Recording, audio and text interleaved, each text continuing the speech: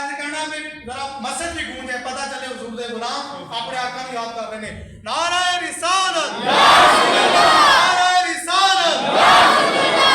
اللہ حضرت فرماتے ہیں غیظ میں جل جائیں بے دینوں کے دل.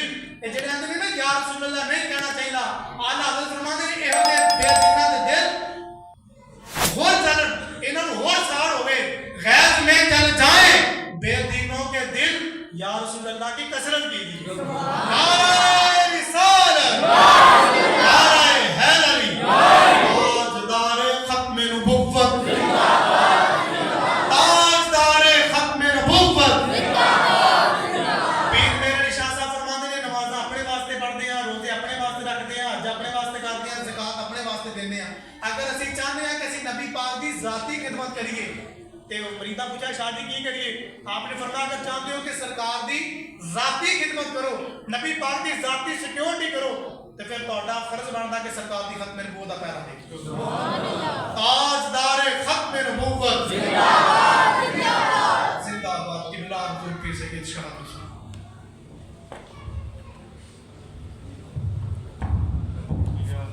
سید الانبیاء والمرسلین. اما بعد فاعوذ باللہ من الشیطان الرجیم. بسم اللہ الرحمن الرحیم.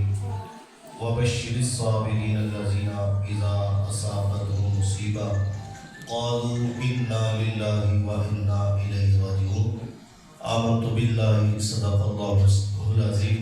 حصول برکت کے لیے درود پاک پڑھ لیجیے. صلاۃ و سلام علیک یا سیدی یا رسول اللہ وعلی آلک و صحابک یا سیدی یا حبیب اللہ.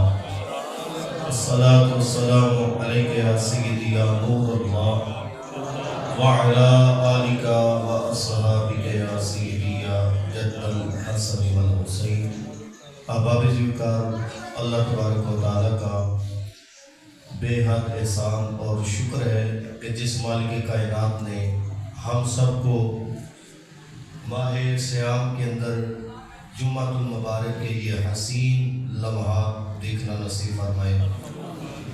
اللہ تعالیٰ ہم سب کی آرزو کو اپنی جناب میں قبول فرمائے اور اللہ تعالیٰ ان حسین لمحات کا صدقہ مال کے قریب ہم سب کو مکہ المکرمہ کی اور مدینہ المنورہ کی باعث نوازی نصیب فرمائے. احباب ذوالفقار، جو آیہ کریمہ آپ احباب کے سامنے تلاوت کرنے کا شرف حاصل کیا ہے، اس میں مال کے کریم نے اپنے پیارے محبوب صلی اللہ علیہ وسلم کے ذریعے ایک خوشخبری ایمان والوں کو سنائی ہے. اور وہ خوشخبری کیا ہے؟ فرمایا کہ وَبَشِّرِ الصَّابِرِينَ الَّذِينَ إِذَا أَصَابَتْهُمْ مُصِیبَةٌ قَالُوا إِنَّا لِلَّهِ وَإِنَّا إِلَیْهِ راجعون. کہ اے محبوب آپ خوشخبری سنا دو ان صبر کرنے والوں کے لیے کہ جب کوئی ان کو مصیبت پہنچتی ہے تو وہ کیا کہتے ہیں؟ اِنَّا لِلَّهِ وَإِنَّا إِلَیْهِ راجعون. کہ بے شک ہم اللہ ہی کے لیے ہیں اور ہم نے اسی کی طرف لوٹ جانا ہے. کیونکہ روزہ اور صبر اس کا تعلق بڑا گہرا ہے.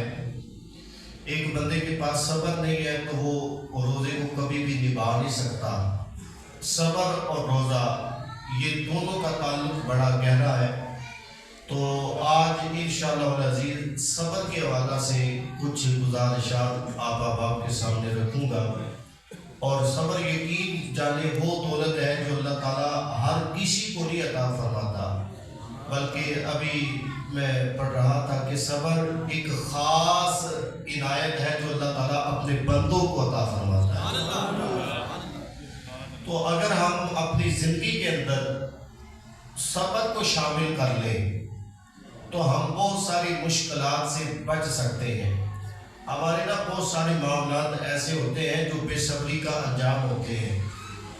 ہم بڑے بے صبرے ہوتے ہیں تو بہت سارے ایسے ہمارے نقصانات اور بہت ساری ایسی دوریاں اور بہت سارے ایسے کہنے کے فرق جو صرف بے صبری کی وجہ سے ہوتے ہیں. تو آج کے انشاءاللہ العزیز آج کے موضوع میں صبر کے بارے میں بتایا جائے گا، اور قرآن پاک کے اندر ایک بار نہیں، دو بار نہیں، بلکہ 100 سے زیادہ دفعہ اللہ تعالیٰ نے صبر کا ذکر فرمایا ہے،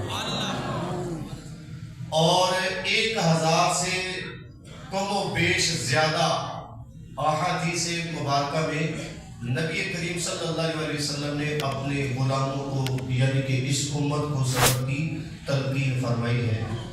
تو آج انشاءاللہ العزیز صبر کے بارے میں ہم کچھ سبق پڑھیں گے۔ اللہ تعالیٰ ہم سب کو صبر کی توفیق عطا فرمائے۔ تو یہ اللہ تبارک و تعالیٰ نے سب سے پہلے تو دیکھیں نا قرآن پاک کے اندر جو میں نے آیہ کریمہ جس کو اپنا موضوع سخن بنایا ہے کہ فرمایا کہ اے محبوب خوشخبری سنا دو ان صبر کرنے والوں کو جب ان کو کوئی مصیبت آتی ہے۔ ایمان والوں کے لیے یہ حکم ہے کہ جب ان کو کوئی مصیبت آئے تو وہ بے صبری نہ کرے، یوں نہ کہے کہ یہ کیا ہو گیا۔ تو فرمایا ایمان والا جو ہوتا ہے وہ یہی کہتا ہے کہ بے شک ہم اللہ کے لیے ہیں اور ہم نے اسی کی طرف لوٹ جانا ہے۔ تو اس لیے ایمان والوں کو جب بھی کوئی مصیبت آتی ہے تو وہ صبر کرتے ہیں۔ اور صبر ہے کیا؟ صبر یہ تو نہیں انسان اپنا سارا واویلا کر لے اور جناب والا ڈنڈورا پیٹ دے اور جناب والا اپنا پورا یعنی کہ زور لگا لے اور پھر کہے میں صبر کرتا ہوں، یہ صبر نہیں ہے۔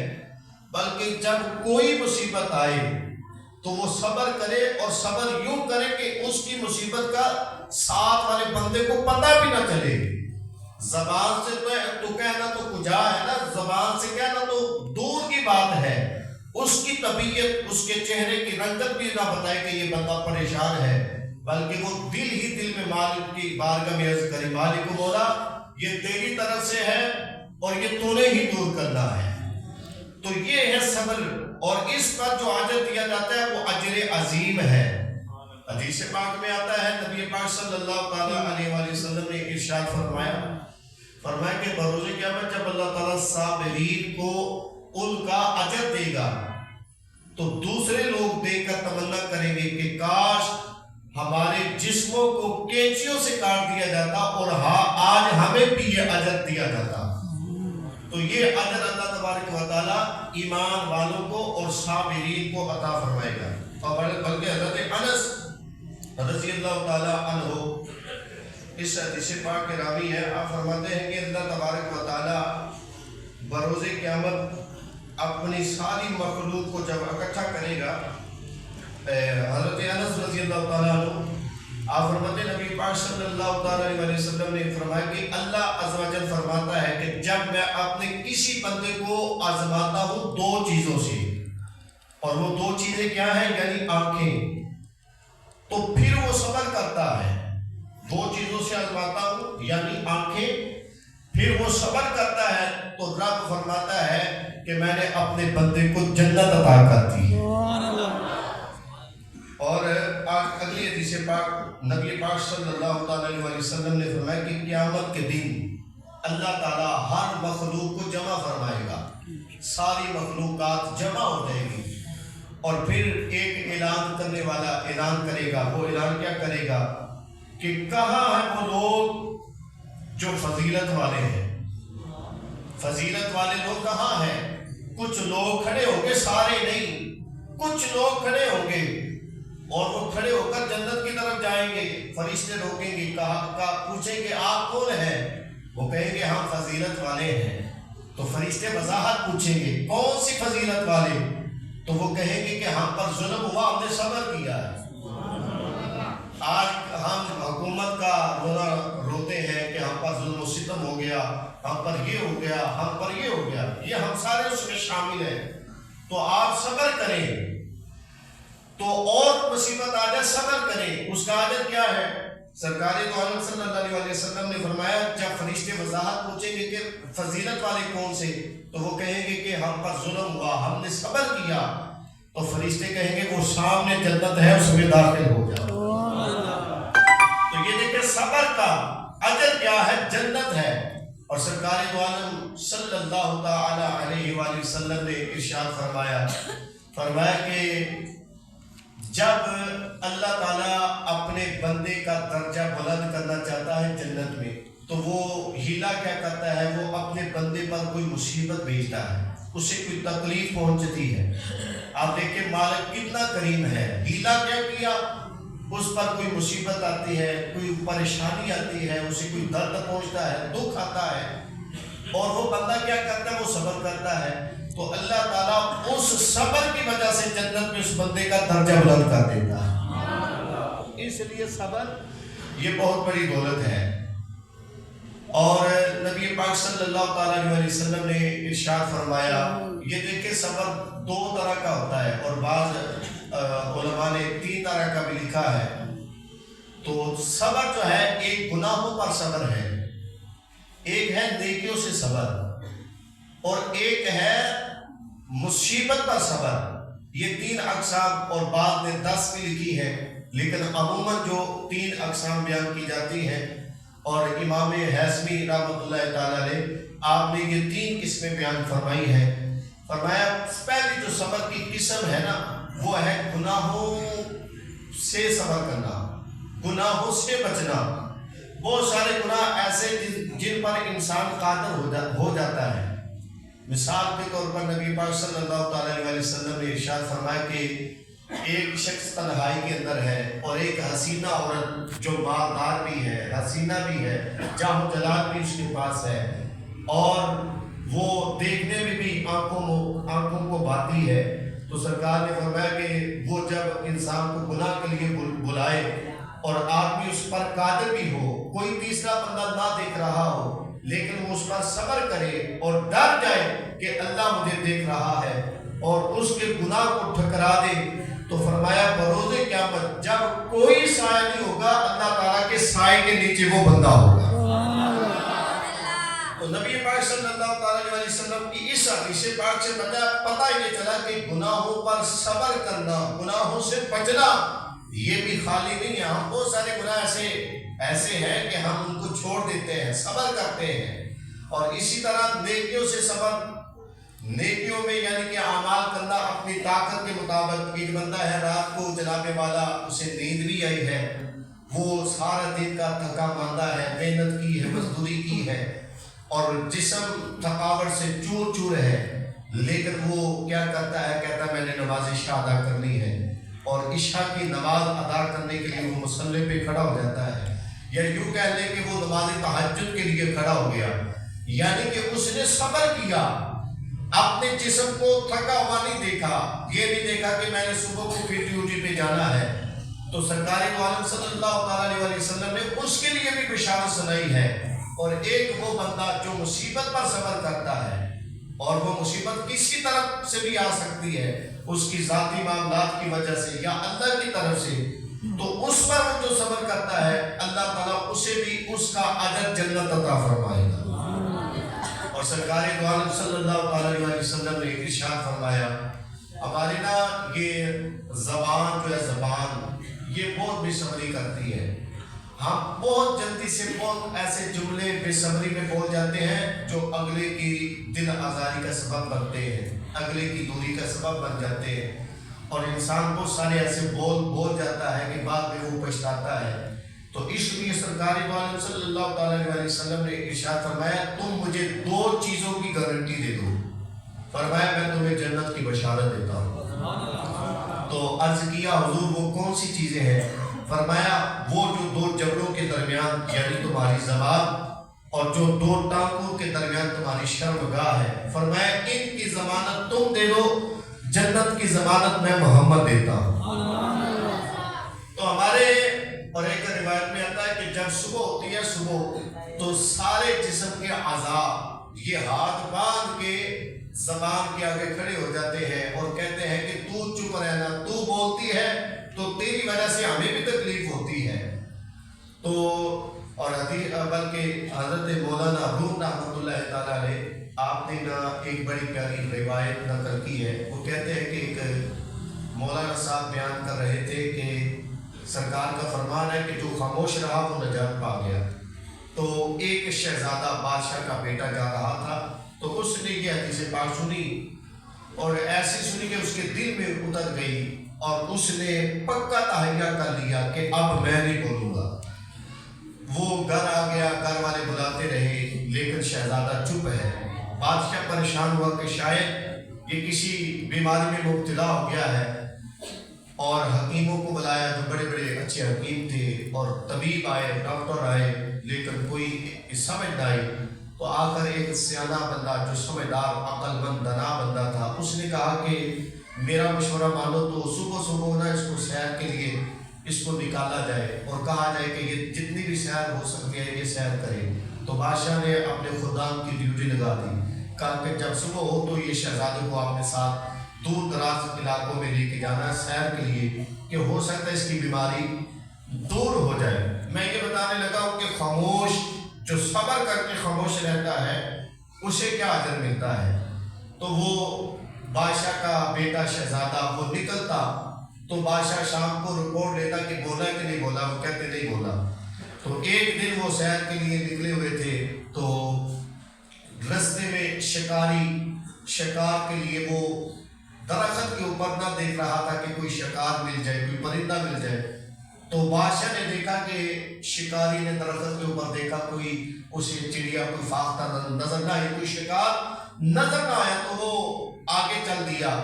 ابھی وہ چلا ہی تھا تو فاختہ درخت کے اوپر سے بولی، تو وہ شکار کرنے والا وہ پھر پیچھے پلٹا اور اس نے غور سے دیکھا، نشانہ باندھا، اس فاختہ کو سیدھا جا لگا، وہ فاختہ نیچے گر کر مر گئی اور شکاری نے اسے اپنے قابو میں کر لیا۔ تو اس کی زبان سے فوراً نکلا صدقت یا رسول اللہ صلی اللہ علیہ وآلہ وسلم، یا رسول اللہ آپ نے سچ ہی کہا، آپ نے سچ ہی فرمایا ہے۔ یہ بات تک چپ رہی تو نجات پا گئی، اگر نہ بولتی تو شکاری آگے نکل جاتا۔ تو یہ بولی ہے، ہلاکت میں آ گئی، تو اس کی ہلاکت کا سبب اس کا بولنا پڑا۔ تو جناب والا وہ شہزادہ واپس آیا، شام کو وہ اس کے خدام واپس آئے، تو بادشاہ نے کہا کہ بتاؤ جی آج کی رپورٹ۔ اس نے کہا کہ جناب آج شہزادے نے ایک کلام کیا، ایک لفظ بولا ہے۔ اس نے کہا وہ کون سا ہے؟ اس نے کہا کہ شہزادے نے کہا کہ جو چپ رہا وہ نجات پا گیا۔ تو بادشاہ سمجھ گیا کہ یہ اس کی کوئی بیماری نہیں ہے بلکہ یہ کوئی بات اور ہی ہے، یہ اس نے تہیہ کیا ہے، یہ ارادتاً چپ ہوا ہے، یہ کوئی بیماری نہیں ہے بلکہ یہ ارادتاً خاموش ہوا ہے۔ تو بادشاہ نے کہا کہ اسے سزا ملنی چاہیے، اس نے مجھے پریشان کیا، ہمارے جو حکیم نے ہم کو پریشان کیا اور گھر والوں کو پریشان کیا، تو کوڑوں کی سزا دی گئی۔ تو جب شہزادے کو کوڑے لگنے لگے وہ پھر کہنے لگا یا رسول اللہ آپ نے سچ ہی کہا تھا کہ سچ میں نجات ہے۔ فاختہ بولی تو وہ بھی ماری گئی، میں بولا تو میں بھی مارا گیا۔ تو یقین جانے آپ اس پر عمل کرنے بہت سارے ایسے مواقع ہوتے ہیں جہاں ہم غلط بولتے ہیں اور اس بولنے کی سزا ہم کئی سال تک بھگتتے ہیں۔ تو ہم اگر چپ کو اپنے اوپر لازم کر لیں اور ہم اگر زبان کو کنٹرول کر لیں تو یقین جانے ہم زبان جب چلاتے ہیں بولتے ہیں کئیوں کے دل چیر جاتے ہیں، اور کئی جو ہے آپ کی زبان کی وجہ سے کئی دن پریشان رہتے ہیں کہ یار اس نے مجھے ایسے کیوں بولا ہے۔ ہم تو بول دیتے ہیں، اور لیکن آپ کو یہ نہیں پتا کہ سرکار دو عالم صلی اللہ علیہ وسلم جب معراج شریف سے واپس آئے نا تو حضرت ابوبکر صدیق رضی اللہ تعالیٰ عنہ، آپ کی بیٹی حضرت سیدہ عائشہ صدیقہ رضی اللہ تعالیٰ عنہ، آپ نے سرکار سے راز کی 2 باتیں پوچھی تھی۔ تو حضرت ابوبکر صدیق نے کہا اے بیٹی مجھے ان میں سے کوئی ایک بات بتا دو۔ تو حضرت عائشہ صدیقہ نے بتایا کہ سرکار دو عالم صلی اللہ علیہ وسلم نے ارشاد فرمایا کہ جس نے اپنے مسلمان بھائی کا دل خوش کر دیا فرمایا وہ جنت میں چلا جائے گا۔ تو تاجدار صداقت کی آنکھوں میں آنسو آ گئے۔ تو بیٹی عرض کرنے لگی ابا جان یہ تو بڑی اچھی بات ہے، جو کسی مسلمان بھائی کا دل خوش کر دے اللہ جنت عطا کر دے گا۔ فرمایا اے عائشہ تو صرف اس کو دیکھ رہی ہے، میں اس کا برعکس دیکھ رہا ہوں، جو کسی مسلمان بھائی کا دل دکھائے گا تو اس کا ٹھکانہ جہنم ہوگا۔ تو اس لیے آپ سوچیں کہ آپ اس زبان کے ساتھ کسی کا دل تو نہیں دکھاتے، آپ کی زبان کے ساتھ کسی کا جناب والا طبیعت میں ملال تو نہیں آ جاتا، اور آپ کی زبان درازی کی وجہ سے کسی کی جناب والا رشتوں میں توڑ پھوڑ تو نہیں ہو جاتی، تو ہم زبان کے ساتھ کسی کی غیبت کرتے ہیں، کسی کی چغلی کرتے ہیں، یقین جانیں یہ زبان کے ساتھ بہت سارے ایسے گناہ ہو جاتے ہیں۔ تو اس لیے سرکار دو عالم صلی اللہ علیہ وسلم نے ان دو چیزوں کی گارنٹی چاہی، فرمایا کہ ان دو چیزوں کی گارنٹی دے دے گا اللہ تبارک و تعالیٰ اسے جنت عطا فرما دے گا۔ آخری بات جو کہ کل سیدہ کائنات مخدومہ کائنات سیدہ عابدہ طاہرہ سلام اللہ علیہا حسنین کریمین کی امی جان کا وصال با کمال کا دن گزرا ہے، تو صبر بھی ہے اور ان کی سخاوت بھی ہے۔ بس ایک واقعہ میں آپ کی گوش گزار کر کے انشاءاللہ اپنی گفتگو کو سمیٹتے ہیں۔ یہ رمضان المبارک کا مہینہ تھا، رمضان المبارک نہیں، ویسے نفلی روزے اہل بیت کرام نے رکھے تھے، تو افطاری کا وقت قریب ہوا اور دسترخوان سجا ہوا ہے، اچانک دروازے پہ دستک ہوتی ہے، پوچھا کون؟ فرمایا کہ میں بھوکا ہوں، مجھے کھانے کے لیے چاہیے کچھ۔ مولا کائنات شیر خدا رضی اللہ تعالیٰ عنہ آپ فرمانے لگے بیٹا جو کچھ ہے یہ اس فقیر کو دے دیا جائے، اس سائل کو دے دیا جائے۔ سب کچھ اٹھا کر اسے دے دیا، خود صبر کر لیا اور پانی سے افطار کر لیا۔ اگلا دن ہوا تو پھر روزہ رکھا، منت مانگی تھی 3 روزوں کی، تو اگلا دن ہوا روزہ رکھا اور افطاری کا وقت قریب آیا، دسترخوان سجا ہوا ہے اور کھانا بالکل سامنے ہے اور افطاری میں ابھی کچھ لمحات باقی تھے، پھر دروازے پہ دستک ہوئی۔ پوچھا گیا کہ کون ہے؟ کہا کہ میں ایک مسکین ہوں، کئی دنوں سے کھانا نہیں کھایا۔ تو اہل بیت طہار کا گھرانہ ہے، بڑا سخی گھرانہ ہے، خود وہ بھوکے رہ کر اوروں کو کھلا دیتے ہیں، کیسے سخی ہے محمد کے گھرانے والے۔ تو کہا کہ میں بھوکا ہوں، مسکین ہوں، تو کھانا چاہیے۔ مولا کائنات نے فرمایا بیٹا حسن کھانا اٹھاؤ اور اس فقیر کو دے دو۔ دے دیا جاتا ہے۔ اگلا دن آیا، اب ذرا سوچئے کہ 3 دن تیسرا روزہ ہے اور افطاری میں کچھ کھایا پیا بھی نہیں، تو تیسرا دن فاقوں سے رنگ زرد ہے اور وہی ہوا افطاری کا وقت قریب ہے، چند لمحات باقی ہے، پھر دروازے پہ دستک ہوتی ہے اور آواز آتی ہے میں ایک قیدی ہوں، کئی دنوں سے بھوکا ہوں، اللہ کے نام پر مجھے دے دیا جائے۔ تو صابرین کے سردار آپ نے فرمایا کہ بیٹا کھانا اٹھاؤ اور ان کو دے دو۔ آپ کی سبحان اللہ بتا رہی ہے کہ آپ ہی بڑے صبر والے ہیں، کیونکہ بہت بڑا جملہ آپ نے حذف کر لیا، یہ صبر والوں کے کام ہے یار، جملہ کہنا سبحان اللہ۔ تو یہاں پر صبر بولنے میں صبر کرے گا، کہے سبحان اللہ۔ یہ شان ہے اہل بیت طہار کی۔ یہ دیکھیں 3 دن کی بھوک ہے، پیاس ہے، لیکن فرمایا کہ کھانا ان کو دے دیا جائے۔ اور اللہ تبارک و تعالیٰ کو یہ ادا اتنی پسند آئی، اللہ نے قرآن پر بنا کر، قرآن کی آیت بنا کر اپنے محبوب پر نازل کر دیا۔ اور کیا فرمایا اہل بیت طہار کی شان یہ ہے وَيُطْعِمُونَ الطَّعَامَ عَلَىٰ حُبِّهِ مِسْكِينًا وَيَتِيمًا وَأَسِيرًا، کہ اہل بیت والے وہ ہیں جو اللہ کی رضا کے لیے، اللہ کی محبت کے لیے یتیموں کو کھانا کھلاتے ہیں، مسکینوں کو کھانا کھلاتے ہیں، قیدیوں کو کھانا کھلاتے ہیں۔ تو ہمارا صبر کیا ہوتا ہے؟ ابھی افطاری کا وقت قریب ہوتا ہے تو ہماری نظریں کھانوں پر جمی ہوتی ہیں، اور اگر اللہ نہ کرے کہ افطاری اجتماعی ہو یا مسجد میں ہو یا کسی دعوت پر ہو، تو ہماری نظریں پہلے کھانے پر جمی ہوتی ہے کہ وہ میں نے اٹھانا ہے، وہ میرے لیے ہے۔ ہماری نظریں جگ پر، پانی کے ٹھنڈے پانی پر، اور پھر افطاری کے وقت منظر دیکھنے والا ہوتا ہے، ہمارا صبر کہاں جاتا ہے؟ تو اس لیے روزہ جو ہے وہ ہمیں صبر ہی تو سکھاتا ہے یار، سارا دن ہم نے صبر کیا ہے نا، تو صبر کے ساتھ روزہ کھولے۔ جب افطاری کے لیے سامان ہے، سب کچھ ہے، تو صبر کا مظاہرہ کیجئے۔ ابھی دیکھیں نا، یہ نماز جمعہ ہم ادا کریں گے تو آپ صبر دیکھ لینا جوتیوں پر، یہ جوتوں والی جگہ پر کس طرح جناب والا یہ سارے اکٹھے ہو کر ایک دم ایک دوسرے کو دھکے دیں گے اور جوتیوں کا برا حال ہو جائے گا۔ تو یار صبر سے آپ انتظار کر رہے، کھڑے ہو جائے، پیچھے کھڑے ہو جائے، آرام کے ساتھ، آہستہ کے ساتھ آپ جائیں اور جوتے پہنے اور آرام کے ساتھ، صبر کے ساتھ، تحمل کے ساتھ جائیں۔ تو اس لیے صبر کو اپنی زندگی کے اندر شامل کریں، صبر کریں گے تو انشاءاللہ بہت سارے معاملات ٹھیک ہو جائیں گے. اور یہ جو غربت کا رونا ہے نا، غربت کا رونا کہ میں بڑا غریب ہوں، اور معاذ اللہ بعض بندے تو ایسے جملے کہہ دیتے ہیں جو حد کفر کو پہنچتے ہیں اور کہتے ہیں کہ اللہ نے کیسا انصاف کیا ہے. اللہ کسی پر ظلم نہیں کرتا، یہ اللہ کی تقسیم ہے. کسی کو غریب بنا دیا، کسی کو امیر بنا دیا. تو یہ ایک نظم کائنات اللہ نے قائم کیا ہے. اگر دنیا میں سارے امیر ہوتے، غریب نہ ہوتا تو کائنات کا نظام چلنا مشکل ہو جاتا. اور اسی طرح سارے غریب ہوتے، امیر کوئی نہ ہوتا تو نظام مشکل ہو جاتا. تو یہ اللہ تعالیٰ نے ایک نظام مرتب کیا ہے. اس نے نظام قدرت بنایا ہے، کسی کو زیادہ دے دیا، کسی کو تھوڑا دے دیا. تو یہ اس کی تقسیم ہے. اگر ہم گلا شکوہ کریں بھی تو ہم کیا کر سکتے ہیں؟ کوئی بندہ امیر ہو جائے گا کہ گلا شکوہ کرے کہ میں بڑا غریب ہوں جناب، میں بڑا ماڑا ہوں، وہ امیر ہو جائے گا؟ ہم زبان سے شکوہ کر کے کچھ نہیں کر سکتے، لیکن اجر کو ضائع کر لیتے ہیں. تو اگر ہم صبر کر لیں کہ مالک یہ تیری رضا ہے، جس ہاتھ میں تو نے رکھا ہے ہم راضی ہیں، تو صبر کریں گے تو یہاں تو دنیا داروں کو موج ہے، امیروں کو موج ہے، وہ اسی میں رہتے ہیں، ہر دنیاوی نعمت ان کے پاس ہے. لیکن بروز قیامت اللہ تعالیٰ غریبوں کو اجر کیا دے گا؟ سرکار نے فرمایا ایک غریب 500 سال پہلے جنت میں جائے گی.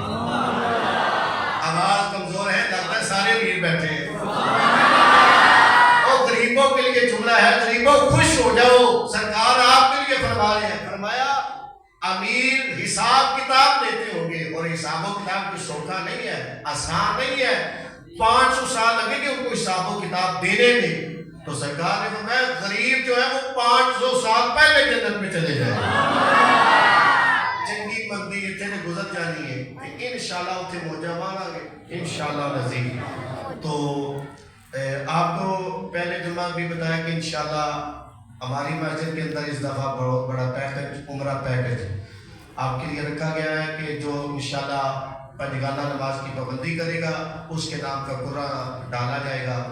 اور رانا محمد راشد صاحب ان کی طرف سے یہ اعلان ہے کہ انشاءاللہ اس نمازی کے لیے کہ جو اللہ کی رضا کے لیے مسجد میں آتا ہے اور نماز پڑھتا ہے، تو بالخصوص انہوں نے یہ کہا کہ جو ہمارے تسلسل کے ساتھ جو ہمارے پکے نمازی ہیں رمضان شریف کے علاوہ بھی یہ خصوصاً ان کے لیے ہے، لیکن رمضان شریف میں جو بھی آ جائے وہ اس پروگرام میں شامل ہو جائے گا. تو بہت سارے اب آپ پوچھ رہے ہیں مدینے کا ٹکٹ، مدینے کا ٹکٹ. تو انشاءاللہ العزیز جس خوش نصیب کو، بلکہ یوں کہہ لیں کہ انتخاب ہو چکا ہے، کس نے جانا ہے؟ انتخاب ہو چکا ہے، کس نے جانا ہے؟ یہ تو ہماری کارروائی ہے نا قرآن اندازی، یہ تو مالک نے پسند کر لیا ہے کہ کون ہے جانے والا. تو انشاءاللہ العزیز یہ اللہ تعالیٰ نے چاہا تو باقی سچی لگن ہونی چاہیے، سچی تڑپ ہونی چاہیے. تو 2 اشعار مدینہ پاک کے حوالے سے پڑھ لیں جلدی سے آپ کی. سبحان اللہ کی آواز کو درود پاک پڑھ لیجیے. صلی اللہ